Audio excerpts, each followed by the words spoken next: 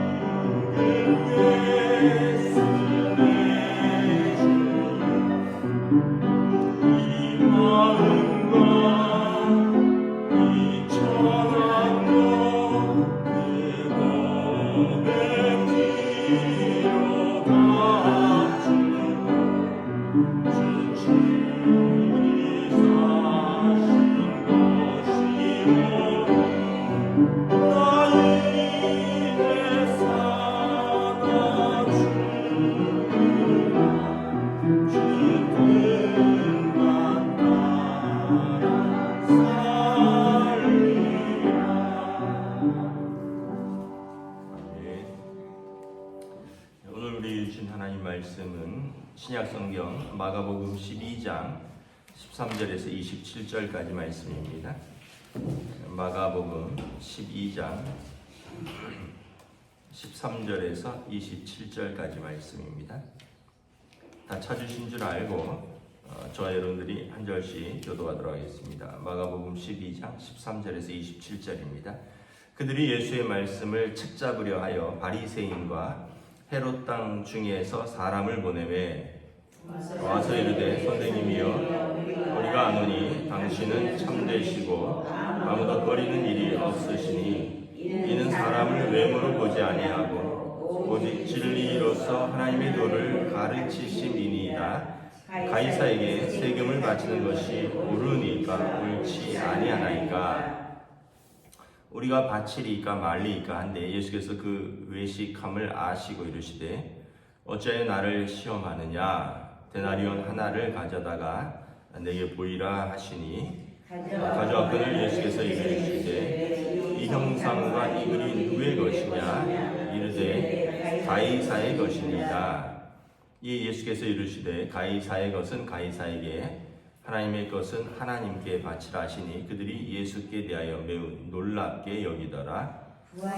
부활이 없다 하는 사두개인들이 예수께 와서 물어 이르되 선생님이여 모세가 우리에게 써주기를 어떤 사람의 형이 자식이 없이 아내를 두고 죽으면 그 동생이 그 아내를 취하여 형을 위하여 상속자를 세울지니라 하였나이다. 7형제가 있었는데 마지가 아내를 취하였다가 상속자가 없이 죽고 둘째도 그 여자를 취하였다가 상속자가 없이 죽고 셋째도 그렇게 하여 7이 다 상속자가 없었고 최후의 여자도 죽었나이다.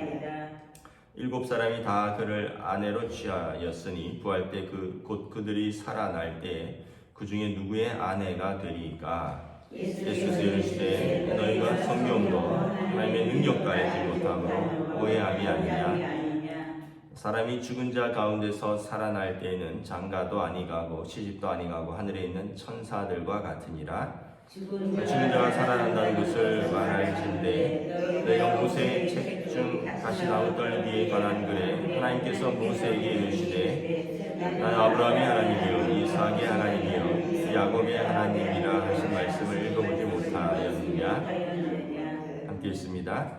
하나님은 죽은 자의 하나님이 아니라 산 자의 하나님이시라. 너희가 크게 오해하였도다 하시니라. 아멘. 할렐루야. 또 새로운 하루, 새로운 한 주가 시작됩니다. 하나님께서 은혜와 평강으로 함께 해주시기를 축복합니다. 오늘 말씀에 보면 예수님께서 예루살렘에 올라와서의 마지막 한 주인데 예수님을 책잡으러 바리새인과 헤롯 당들이 사람을 보냈다 이렇게 말하죠. 이 헤롯 당은 그 헤롯 왕에게 협조하는 종교인들입니다. 오늘로 말하면 그 헤롯 당과 사두개파는 보수파입니다. 보수파는 이제 정부에 협조하면서 이제 나름대로 이제 자기들의 그 이득을 포기하지 않는 사람들이고 바리새파는 그 당시에 진보파입니다. 이제 로마 권력에 협조하지 않고 헤롯 왕한테 협조하지 않으면서 계속 하나님의 말씀을 가지고 우리는 저 사람들하고 다르다. 근데 이제 성경에 보면 이 보수나 진보나 바리새나 헤롯 당이나 예수님 보실 때는 자기들의 어떤 정치적 목적으로 하나님을 온전히 섬기지 않는 것은 똑같다라고 평가를 하는 거예요. 오늘 13절에 보면 예수님의 말씀을 책잡으로 해서 바리새인과 헤롯 당 그리고 18절에 보면 사두개인들이 다 모였습니다. 그러니까 예수님을 죽이는 데는 보수나 진보나 상관없이 다 모였다는 거죠. 그리고 이제 와서 질문을 합니다. 선생님, 우리가 아노니 당신은 참되고 아무도 꺼리는 일이 없고 사람을 외모로 보지 않고 진리로 하나님의 도를 가르치심입니다. 칭찬 같지만 예수님이 빠져나올 수 없도록 하는 거죠. 당신은 누구 눈치도 보지 않고 참되고 진리만 말씀하시니까 한번 이 대답에 답을 해보라는 거죠. 가이사에게 세금 바치는 것이 옳습니까? 옳지 않습니까? 가이사는 로마 황제거든요. 로마의 식민지로 있던 유대인들이 로마 황제에게 세금을 바치는 것이 옳습니까? 옳지 않습니까? 예수님께서 15절에 어찌하여 나를 시험하느냐? 나를 테스트한다는 거죠. 만약에 가이사에게 세금 바치는 것이 옳다 하면 이 진보파인 바리새인들이 아니 식민지 정부에 협조하라는 거냐고 예수님을 공격할 거고 가이사에게 세금 바치는 것 옳지 않다 이러면 보수파인 이 헤롯 당과 사두개인들이 아니 그럼 정부의 세금에 협조 안 할 거냐 이러면서 예수님을 고발하겠죠. 그러니까 둘 다 똑같은 어떤 예수님을 올가미에 이제 잡으려고 하는 질문인 겁니다. 그래서 예수님을 칭찬하는 것 같지만 당신 사람 눈치 안 보고 오직 진리만 말씀하신 참된 분이니까 한번 여쭤보겠습니다. 가이사에게 세금 바치는 것이 옳습니까? 옳지 않습니까? 이 의도는 말씀을 드렸죠. 바치면 로마 식민지 정부에 협조한다니까 진보파의 비난을 받을 것이요. 바치지 말라고 하면 아니 정부의 세금 바치지 말라고 선동하는 거냐 하면서 보수파의 공격과 고발을 당할 것입니다. 예수님께서 이렇게 말씀하셨어요. 이 형상과 이 그림 누구의 것이냐? 동전에 새겨진 형상이 누구의 것이냐 했더니 가이사의 것입니다. 가이사는 황제의 이름입니다. 가이사 아구스도 로마의 첫 번째 황제의 이름과 형상이 동전에 새겨져 있는 거죠. 우리도 동전에 세종대왕 새겨져 있거나 돈에 이렇게 유명한 인물들 있듯이 그런 거죠. 예수님께서 뭐라고 하시냐면 가이사에게 것은 가이사에게, 하나님의 것은 하나님께 바치라. 하나님께 드릴 것은 하나님께 드리고 또 정부에 마땅히 드려야 할 세금이 있다면 세금 정부에 바치고 것은 바치고. 근데 이제 사람들이 말은 이렇게 하지만 전부 정부에도 하나님께도 정직하지 않은 사람들이 꼭 이렇게 이야기를 한다는 거죠. 여러분 요즘도 아마 우리가 세금도 하고 내고 또 하나님께 황금도 드리고 하는데 많은 분들이 힘쓰고 애써서 하지만 또 많은 분들이 절세라는 이름으로 세금을 깎거나 안 내기 위해서 할 수 있는 방법은 또 다 취하겠죠.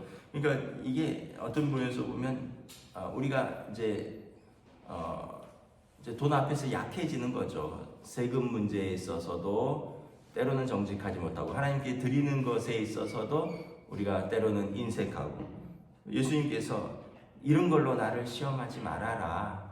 너희의 의도는 나를 테스트하는 것이다. 하나님의 말은 하나님의 아들로서 참되고 진리로 사람 눈치 안 보고 이러면서 돈 문제로 예수님을 시험한다는 거죠. 예수님이 깔끔하게 정리해 주죠. 하나님의 것은 하나님께 정직하게 드리고 정부에 내야 할 것은 정부에 정직하게 내면 된다. 예수님께서 말씀을 하시는 거죠. 그러니까 더 할 말이 없는 거죠. 내지 말라 한 것도 아니고 적극적으로 협조하라 한 것도 아니고 하나님께 드릴 것은 하나님께 드리고 정부에 내야 할 것은 정부에 내라. 그러니까 이제 이 사람들이 마땅히 더 할 말이 없었다는 거죠. 그랬더니 18절부터 사두개인들은 헤롯 당과 비슷한 또 다른 보수주의자들입니다. 이 사람들은 현세주의자들이에요. 그래서 하나님 나라라든가 부활이라든가 이런 거는 잘 안 믿고요. 이 땅에서 복 받고 이 땅에서 잘 사는 거. 그래서 이제 로마 정부에 적극적으로 협력하고 거기서 높은 자리에 오르고 그러면서 이제 사실은 이 사람들이 다윗 시대 때부터 내려오는 사독파, 제사장파의 후예들이라고 하는 사람들인데 정작으로는 가장 세속주의적인 보수파들입니다. 이 사람들이 부활은 없다라고 이야기를 하는 거예요. 왜냐하면 이 땅에서 잘 먹고 잘 사는데 부활이 있으면 이 땅에서 수단과 방법을 가리지 않고 잘 먹고 잘 사는 것이 부활이 있다면 나중에 거기서 하나님의 심판이 있으니까 이 사람들은 그런 걸 원치 않는 거예요. 이 땅에서 잘 먹고 잘 사는 것이 하나님의 축복인 거죠. 그래서 부활은 없다라고 주장을 하는데 바리새인들은 아니다, 부활이 있다. 하나님께서 이 땅에서 한 것을 기반으로 하나님 나라에서 최종 평가하신다. 그래서 바리새인들은 이 로마 권력이나 헤롯 땅과 거리를 두면서 하나님 말씀으로 이제 분리되어서 자기를 지킨다. 그래서 처음에는 바리새인들이 굉장한 지지를 받았습니다. 그러다가 바리새인들도 자기들도 권력이 되고 다른 사람을 판단하고 자기들의 신앙생활을 외식적으로 자랑하는 그 단계까지 예수님 시대는 이른 건데, 처음에는 바리새파는 굉장히 좋은 의도로 이 헤롯당과 사두개파의 반발에서 나온 진보주의자들입니다. 이 사두개들이 부활이 없다는 걸 예수님 보고 좀 설명을 해보라는 거예요. 그러면서 그 당시 이제 수혼법이라고 결혼하는 법인데 형사 취수제입니다. 형이 후손이 없이 죽으면 동생이 형을 취하여서 자식을 낳아주는 건데, 뭐 같이 산다라는 의미보다는 자식을 낳아서 형의 가문을 이어주는 겁니다. 우리도 뭐 예전에 형이나 누가 뭐 이렇게 자식이 없으면 동생이 아들을 낳아서 입양을 시키잖아요. 장남을 형 가문으로. 그래서 형의 가문을 이어주듯이 유대의 그런 제도입니다. 근데 이제 이거를 아주 극단적으로 얘기를 하는 거죠. 18절, 19절에 보면 형제가 7명이 있었다는 거예요. 그래서 큰 형이 그렇게 해서 죽었는데 자식이 없어서 둘째 형이 그 형수를 취해서 결혼을 했는데 또 없고, 뭐 그렇게 해서 셋째, 넷째, 다섯째, 여섯째, 일곱째까지 이제 그 형의 형수와 결혼을 해서 이제 해서 죽었다는 거죠. 그리고 부활 때 누구의 아내입니까? 그러면 이제 이것이 이제 일단은 두 가지의 이제 문제가 있어요. 첫째는 윤리적으로도 논리적으로도 말이 안 되는 거죠. 왜냐하면 아니 7명의 형제들하고 다 결혼할 만큼 그런 상황이 과연 있겠느냐. 그건 논리적으로도 또는 윤리적으로도 상식적으로도 말이 안 되는데 예수님을 시험하기 위해서 이렇게 만드는 것이고, 두 번째는 예수님을 이제 믿지 않고 부정하는 것이다 보니 그들이 시험이 하나님을 망령되이 일컫는 겁니다. 여러분 하나님의 이름을 망령되이 일컫지 마라 십계명에 있잖아요. 그리고 성경에도 보면 인자를 거절하고 반대하는 것은 용서를 받을 수 있으나 성령을 회방하는 것은 용서를 받지 못한다, 이렇게 되어 있습니다. 다시 말하면 예수님을 사람으로 알고 예수님에 대해서 반대할 수는 있다는 거예요. 그러나 여러분, 하나님을 알면서 하나님의 영에 대해서 반대하고 회방한다면 이것은 용서받지 못한다. 그러니까 어떤 의도를 가지고 서 있느냐를 묻는 거죠. 그러니까 이 사람들이 예수님을 시험하고 예수님을 고발하기 위해서 또 부활이 없다 하는 것을 해서 하나님을 지금 시험하는 거예요. 여기서 우리가 부활에 대해서 예수님이 하신 말씀을 잘 생각을 해봐야 됩니다. 24절에 너희가 성경도 오해했고 하나님의 능력도 알지 못하는도다. 사두개인들은 제사장들의 후예들이거든요. 사독파. 그런데 정작 너희는 세상의 부귀영화와 이 땅에서 잘 먹고 잘 사는 거에만 관심이 있으니까 너희는 성경도 모르고 하나님의 능력도 알지 못하는 사람들이다. 세속적인 사람들이라는 거예요. 여러분, 제사장들이 성경도 오해하고 하나님의 능력도 안 믿으면 세속적인 사람이죠. 예수님께서 너희들이 과연 그 사독파 제사장의 후예들이냐? 너희들은 가장 세속적인 사람들이다. 이 땅의 것에만 관심이 있는 사람들이라는 거죠. 그러면서 부활에 대해서 뭐라고 하십니까? 죽은 자 가운데서 살아날 때 장가도 아니 가고 시집도 아니 가고 하늘에 있는 천사들과 같으니라. 우리 여기서 좀 힌트를 얻을 수 있는데, 부활 때 우리가 어떤 몸으로 부활할 것인가? 일단은 지금과 같은 이런 육신의 몸의 부활은 아닐 거예요. 여러분, 어떤 때의 몸으로 부활하고 싶으세요? 죄송하지만 우리 어르신들이 사진 찍으면 사진 안 찍는다 그래요. 뭐 어디 야외에 가서 꽃이랑 또는 뭐 어디 좋은 풍경이랑 찍어도 멀리서 찍으라 그래요. 왜냐하면 당신들의 이렇게 연로하신 모습이 싫다는 거예요. 젊었을 때 그 아름답고 또 매력적인 모습이 있는데 뭐 연세가 70, 80 뭐 이렇게 넘어가시니까 아유 사진 찍지 말라고, 아유 뭐 스스로 그런 것을 보는 것이 어떤 노년을 확인하는 것 같아서 아마 싫으신 것 같아요. 저도 뭐 이해는 가요. 근데 여러분, 우리가 몸의 부활로 한다면 어떤 몸의 부활이실 것 같으세요? 만약에 여러분 지금 모습으로 부활한다 그러면 싫다 그러시겠죠. 사진도 안 찍으신다 그래요. 그러면 20대의 몸으로 부활한다면 좋다 하시겠어요? 그때도 아마 20대도 우리는 또 나름 불만이 있었겠죠. 어떤 사람은 아유 나는 코가 낮네, 나는 키가 작으네, 뭐 나는 뭐 머리숱이 뭐 이러네, 나는 덧니네. 20대는 또 자기 외모에 가장 관심이 있을 때잖아요. 그때도 거울 보면서 막 이제 한참 막 그럴 때는 그런 마음들을 품잖아요. 사실은 우리가 어떤 몸으로 태어나도 만족한 몸은 없어요. 여러분 살면서 자기 몸에 만족한 적이 있었나요? 있을 때도 있지만 대부분 우리는 다른 사람하고 비교하고 연예인하고 비교하고 우리 주변에 우리보다 매력적인 사람들이 더 많으면 우리는 항상 불만족스러웠거든요. 또 하나는 여러분 어떤 몸으로 태어나면은 그 시대에 만족스러운 시대가 있었습니다. 다 수고와 슬픔과 고생과 그런 시대였거든요. 그러니까 오죽하면 또 많은 분들이 천국 가도 당신하고도 결혼은 안 하고 싶다 뭐 이런 얘기도 하잖아요. 그러니까 천국은 우리의 몸의 변화는 영적인 부활이라는 걸 알 수 있습니다. 25절에 천사들과 같으니라. 우리의 이런 부활인데 이런 지금과 같은 몸의 부활이 아니라 어떤 영적인 부활. 그럼 나면서부터 장애를 가지고 질병을 가지고 난 사람은 그 몸으로 부활한다 그러면 원하겠습니까? 영적인 부활이고 우리가 알지 못하는 천사와 같은 몸의 부활이고, 두 번째는 천국에서는 다행인지 불행인지는 모르겠지만 장가가고 시집가고 거기서 애 낳고 찢고 뽑고 싸우고 이런 건 없다.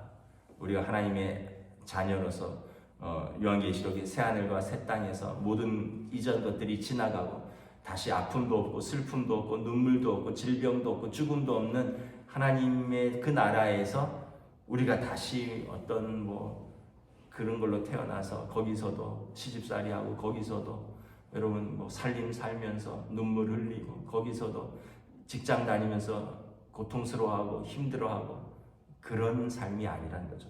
너희가 성경도 오해하고 하나님의 능력도 알지 못한다. 그러면서 죽은 자가 살아난다는 것을 말할진데 모세의 책에 사두개인들은 이 모세오경, 토라, 창세기, 출애굽기, 레위기, 민수기, 신명기 딱 그것만 읽는 사람들입니다. 그게 토라거든요. 창세기, 출애굽기, 레위기, 민수기, 신명기, 모세오경이 토라인데 이 사두개인들은 딱 그것만 읽어요. 거기에는 부활에 대한 직접적인 얘기가 없어요. 그러니까 이 사람들이 부활이 없다라고 믿는 거죠. 그러면서 너희 모세의 책 잘 알지 않느냐? 토라에 너희가 그렇게 잘 읽는 거기에 보면 가시나무 떨기에 관한 글이 나오지 않느냐? 모세가 처음 부르심을 받았을 때 그때 뭐라 그럽니까? 모세에게 누구십니까? 할 때 나는 스스로 있는 자니라 하면서 아브라함의 하나님, 이삭의 하나님, 야곱의 하나님이라. 그 얘기는 어떤 의미냐면 아브라함, 이삭, 야곱은 한 시대를 살다가 죽었습니다. 그러나 하나님은 그때부터 지금도 살아계셔서 그들 모두의 하나님이 되신다는 거예요. 이 얘기는 뭐냐면 하나님이 죽은 자의 하나님, 죽고 능력 없는 하나님이 아니라 지금도 살아계신 하나님을 너희가 감히 시험하느냐 이런 뜻이에요. 그들이 깜짝 놀라는 거죠. 너희가 살아계신 하나님, 아브라함과 이삭과 야곱의 하나님, 너희가 오직 읽는다고 하는 그 토라, 거기에 보면 하나님이 어떤 하나님이 나와 있지 않느냐? 살아계신 하나님, 아브라함과 이삭과 야곱의 하나님, 지금도 살아계신 하나님을 너희가 감히 시험하느냐라고 이야기를 하는 거예요. 그러니까 이 사람들이 할 말이 없는 거죠. 말씀을 정리하도록 하겠습니다. 여러분 신앙생활 우리가 다 이해 못할 수도 있어요. 부활에 대해서 우리가 다 알지 못하고 어떤 몸으로 부활할지 잘 알지도 못할 수 있어요. 그러나 우리는 약속을 믿는 거예요. 말씀을 믿는 거예요. 내일 잘 되고 안 되고를 떠나서 그러면 사두개인이 돼버리는 거예요. 이 땅에서 잘 되니까 하나님 믿고 안 되면은 안 믿겠다면 사두개인이 되고, 되든 안 되든 나는 사람과 하나님 앞에 인정받겠다 하면서 자기의 종교를 또 이렇게 자랑하면 그건 바리새인이 되는 거고, 우리는 어떤 파도 될 필요도 없습니다. 우리는 하나님 앞에서는 진보도 아니고 보수도 아니고요. 우리는 하나님의 말씀에 순종하는 성도일 뿐입니다. 그래서 여러분 우리는 모르면 모르는 대로, 또 우리가 깨달으면 깨닫는 대로, 또 모르는 것은 하나님의 말씀을 믿는 거죠. 그래서 예수님께서 하신 말씀을 믿고 그 말씀을 따라 순종하는 삶을 살면 되는 것입니다. 오늘 예수님을 시험하는 사람들은 결국은 예수님을 덫에 놓아서 예수님을 죽이려고 그들이 하나님도 무시하고 또 성경도 오해하는 사람들이었다라는 것입니다. 우리는 그렇지 않겠지만 우리 생각으로 하나님의 말씀을 재단하고 우리 생각으로 하나님의 말씀을 판단하는 것이 아니라 하나님의 말씀에 우리 생각을 순종하는 저와 여러분 되시기를 주님의 이름으로 축복합니다. 기도하겠습니다. 하나님 은혜를 감사합니다. 오늘 바리새인들과 사두개인들, 헤롯 땅, 이 사람들은 정치적인 성향이 달라서 평소에는 서로 원수처럼 으리렁거리는 사이인데 예수님을 죽이는 데는 한패가 되어서 예수님을 시험하고 고발하고 죽이는 데는 함께하였던 것을 바라봅니다. 결국 백성의 지도자라고 하고 또 종교적 지도자라고 하는 사람들이 진리를 거부하니 그들은 하나님의 아들을 거부할 뿐만 아니라 죽이는 데까지 나아가고 하나님의 말씀과 능력을 오해하고 무시하는 데까지 나아가는 것을 바라봅니다. 우리가 신앙생활을 어떻게 할 것인가, 내 생각대로 하는 것이 아니라 하나님의 말씀에 순종하는 저희들이 될 수 있기를 원합니다. 우리는 다 알지도 못하고 다 판단할 수도 없습니다. 우리는 우리가 태어난 창조의 원리도 알지 못하고 우리가 죽으면 어떻게 하나님 앞에 서는지도 정확히 알지 못하나 성경에 나온 말씀, 예수님의 말씀을 토대로 우리는 이 땅에서 하나님의 살아계심을 믿고 하나님께서 당신을 찾는 의인들에게 상 주신다는 것을 믿고 오늘도 믿음으로 말씀에 순종하는 진실된 성도들로 인도하여 주시옵소서. 감사를 드리오며 우리 주 예수 그리스도 이름으로 기도드리옵나이다. 아멘. 하늘에 계신 우리 아버지, 아버지의 이름을 거룩하게 하시며 아버지의 나라가 오게 하시며 아버지의 뜻이 하늘에서와 같이 땅에서도 이루어지게 하소서. 오늘 우리에게 일용할 양식을 주시고 우리가 우리에게 잘못한 사람을 용서하여 준 것 같이 우리 죄를 용서하여 주시고 우리를 시험에 빠지지 않게 하시고 악에서 구하소서. 나라와 권능과 영광이 영원히 아버지의 것입니다. 아멘.